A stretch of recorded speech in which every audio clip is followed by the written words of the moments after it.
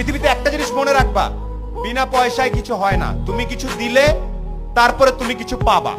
এটা সবচেয়ে আমাদের সবার মন খারাপ হয়ে যায়, আমাকে ডাকলো না কেন, আমাকে সম্মান দিল না কেন, আমাকে ট্যালেন্ট পুলে বৃত্তি দিল না কেন, কারণ তুমি ভালো একটা খাতা জমা দিতে পারো নাই।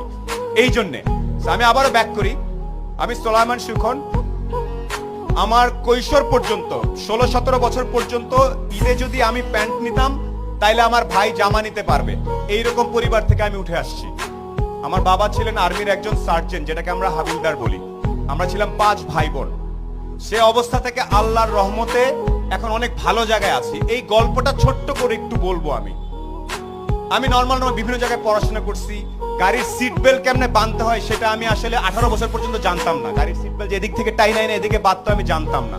আমি জানতাম না ওই পারফিউমের নাম কি, এগুলো জানতাম না। এখন আমি একটা জিনিস জানতাম, একমাত্র জ্ঞান অর্জন করলে, একমাত্র পরীক্ষার রেজাল্ট গুলা ভালো করলে সামনে কোনো না কোনো ভাবে আমার জীবনে পরিবর্তন আসতে পারে।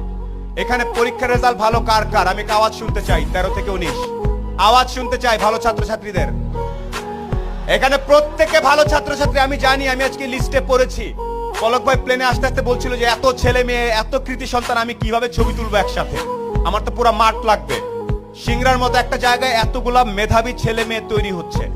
একটা সাজেশন তোমাদের সবার প্রতি, যারা তরুণ, এখানে যখনই চিন্তা করবা, এনি টাইম, তোমার বয়স 14, তুমি একভাবে চিন্তা করবা যে আমি, আমার বয়স 14, নিউ ইয়র্কের একটা 14 বছর, আমেরিকার একটা 14 বছরের ছেলের সাথে যদি আমি 1 ঘন্টা কথা বলি, ও জিতবে নাকি আমি জিতবো। এই স্টাইলে যদি যেতে পারো তাইলে তুমি একটা কিছু হওয়ার চান্স থাকে। না, অনেক আগে বলতে পারবো না ভাই, কেন, আমেরিকার ছেলেটা কি দেখে, ও যা দেখে তুমিও তাই দেখো। ইন্টারনেট আছে না, আমি তোমাদের শেখ কামাল ডিজিটাল ল্যাব দেখে আসছি। আমি জানি এই আমতলা ইন্টারনেটের কারণে ছেলে পেলে এসে বসে বসে কাজ করে, আমি জানি এটা। আমেরিকার ছেলেটা যে ইন্টারনেট ইউজ করতেছে, তুমি একই ইন্টারনেট ইউজ করতেছো না? কে কে আওয়াজ? না ভাইয়া, আমি তো ইন্টারনেটে খালি গান দেখি আর একটু ফেসবুক করি, তাইলে হবে না। আবারও একটু বলি, কিছু কিছু বেসিক জিনিস।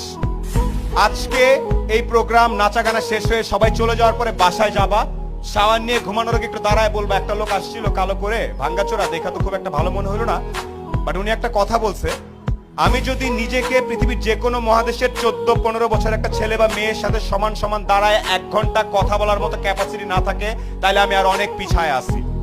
এই সাহস কার কার আছে?